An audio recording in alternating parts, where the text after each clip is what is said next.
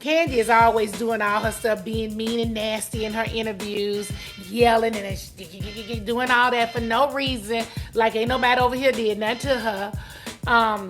It's so interesting to me how she doesn't want Phaedra to be back over here on the show. I mean, you know, you so dot.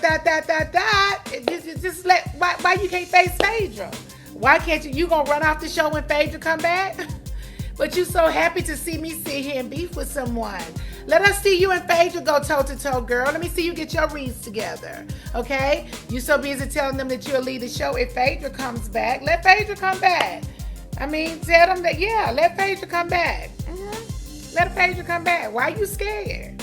Why you so interested in talking about everybody else's beef?